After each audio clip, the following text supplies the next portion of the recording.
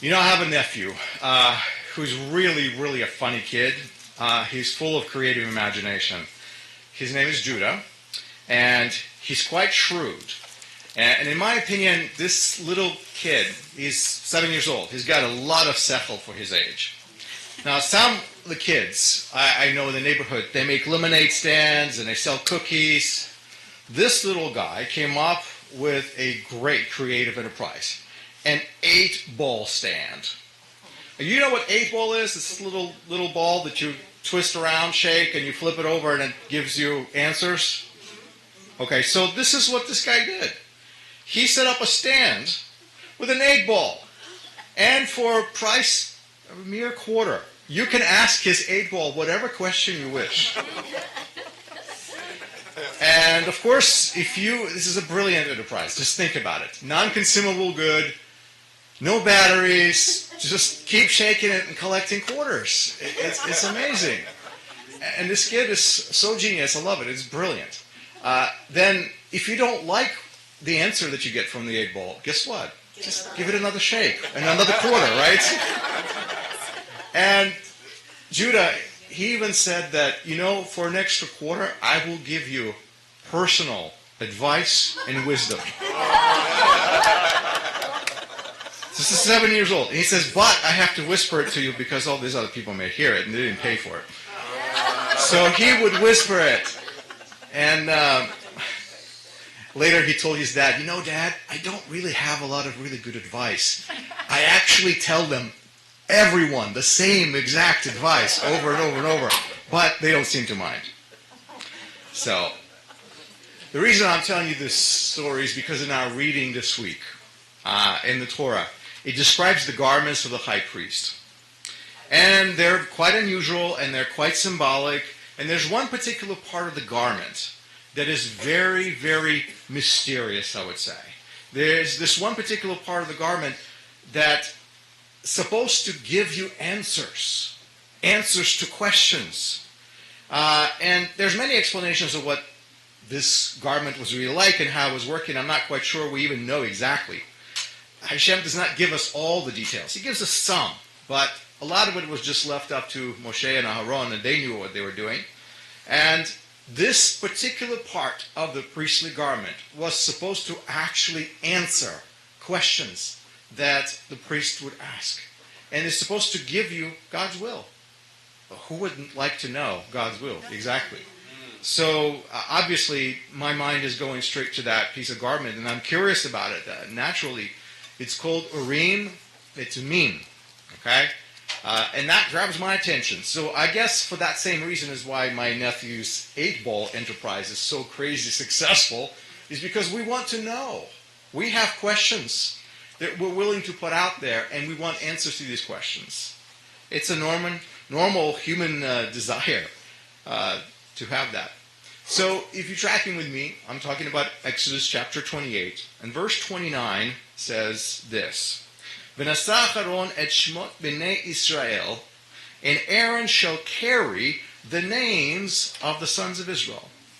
B'choshen hamishpat al libo, on the breastplate of decision, on his heart, or over his heart. And the language is just like that in Hebrew. You can translate it in a variety of different ways.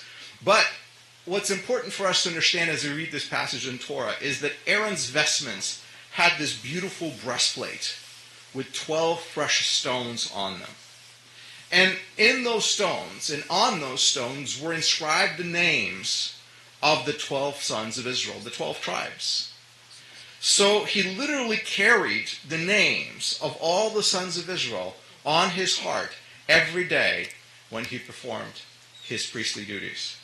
That is not very much like what you and I do when we stand over here and we lift the names of the people who are sick, when we ask for protection, when we ask that God would give success to the military, when he would offer special protection. It's not very different, because every day as he would serve before Hashem and bring sacrifices, he literally carried those names on him, literally over his heart, every day.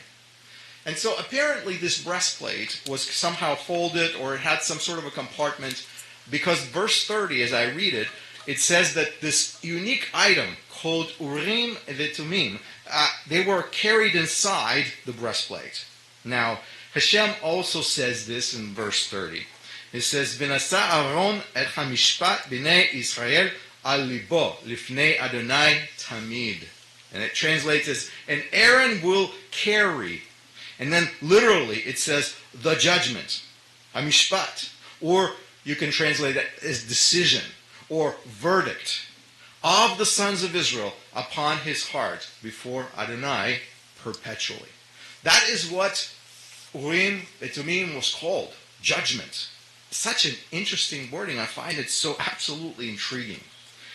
I'm still wrecking my brain over it, and whatever Urim and Tumim really was, it's called the judgment, or the decision, or perhaps we can translate it in a lot of passages, and a lot of translations of the Torah say an instrument of decision, because it just says hamishpat, okay? And so somehow this judgment, this decision, or this instrument of decision was inextricably connected to the sons of Israel, because that's what it says. It's connected to them. And I know for a fact that this instrument that he had was not just your simple lot. Some people think that there was some sort of a lot, kind of like a yes or no answer device. But I don't think it was quite as simple as a lot casting. I don't think it was an 8-ball device or anything like that, because I read in the Tanakh that King Saul, he tried to use it. He wanted to inquire of the Lord, and he wanted to use the Choshen HaMishpat. In 1 Samuel chapter 28, verse 6, if you're curious to know, Hashem did not give him an answer. If it was a simple lot, it was just a matter of casting it, right? And he would have given an answer by default. But no, the answer did not come. Shaul was not worthy. Now, the Hebrew names Urim and Tumim themselves, they actually mean lights and perfections. It's plurals. This device is called lights and perfections, or completeness, or something like that. And you know, as I look through different historical documents that try to describe them, Josephus, a priest from the 1st century, he believed that the stones in the breastplate of the priest actually lit up. That's how we got the answers. The letters on the stones would light up with different colors, because all these precious stones have letters on them. And they would just literally light up, and it's how you can spell out entire sentences and get answers. Rashi believed that it was God's name. The Urim and Tumim was actually Shem HaMeforash, God's holy, unique, unutterable name that was written and inserted inside the Choshen HaMishpat. And it was that name that made those lights come on, essentially, and give answers. So that's what Rashi believed. And I still have many questions, of course. We don't know everything about these things because this item was hidden.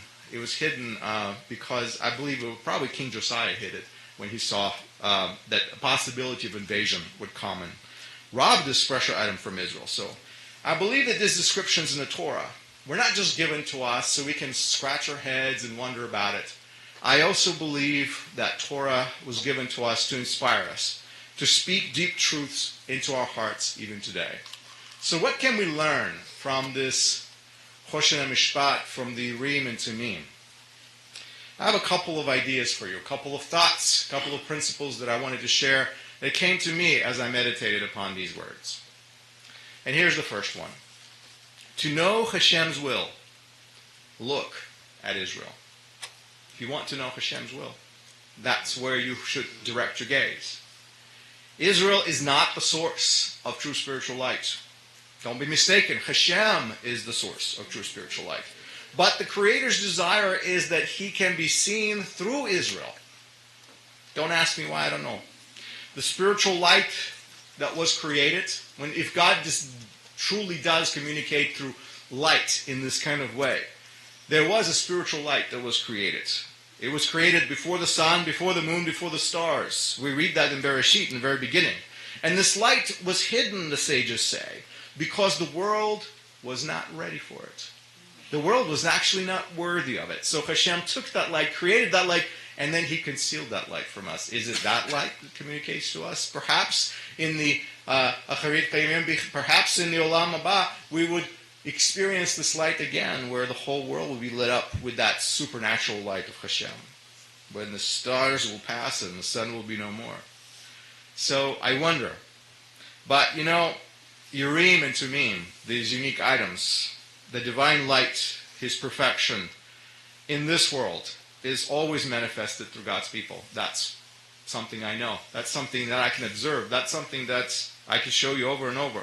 Hashem shows His will to the world through Israel's family and through His dealings with Israel. So how do we know which dark deeds truly anger the Almighty? How do we know what really makes God angry? The answer is Israel has done them, so that everybody can know. How do we know how to obtain mercy? And the answer is God has shown Israel how to obtain mercy so that everybody else in this world can know how to obtain it too. So, if you think about it, glory and shame, right and wrong, righteousness and sin, all these things God reveals to the world through the 12 names. One family. Why? I don't know. How? I don't know. I just know that He does. That's just the reality of the situation on the ground. So that's my first point. If you want to know Hashem's will, look at Israel. My second point is this. To know Hashem's redemption, if you want to know His salvation, His redemption, draw your heart near to Israel. There's no other way. Aaron carried the names of the 12 tribes near his heart, literally, upon his chest. As he served God, that's what he did every day. And everyone who wishes to serve God in the same way that Aaron did, in righteousness and in truth, cannot do so unless Israel is upon their heart. That's the only way. It is a nation of kings and priests, and it exists for one simple purpose: to serve humanity. Just as Aaron served Israel as the priest, so is Israel to serve to the world as a whole entire nation of priests. According to an old Jewish tradition, I don't even know how far it goes or when it began, the breastplate with 12 stones upon it, it was designed to atone for the sins of injustice in this world. Every piece of clothing that Aaron received were somehow designed to reflect and atone for something. And the breastplate, tradition says, it was for the injustice of the world. Now, through this injustice, and injustice has been done, God's light, God's redemption, God's salvation, justice came to the world, and it came to the world through Israel. I'm going to remind you a couple of the words of the prophets. They will look upon me, whom they have pierced, says one prophet. Who do you think they're talking about? Another says, He was pierced for our offenses. He was crushed for our wrongdoings. The punishment of our well-being was laid upon Him, and by His wounds we're healed. That's another prophet. Who is this righteous servant? Well, of course it's Israel. It is the anointed one. Of course it is Yeshua. Of course this is God's salvation. Of course this is the son of Joseph, son of David, son of Judah, Prince of Peace, the righteous King of Israel, who is both a priest and a servant in the redemption of this world. All these names that I just named mean something only because of Israel. So, my words are the same. Draw your heart near to Israel if you want to know God's redemption. And if you want to know God's healing from the injustice of this world, that's what you should look at as well.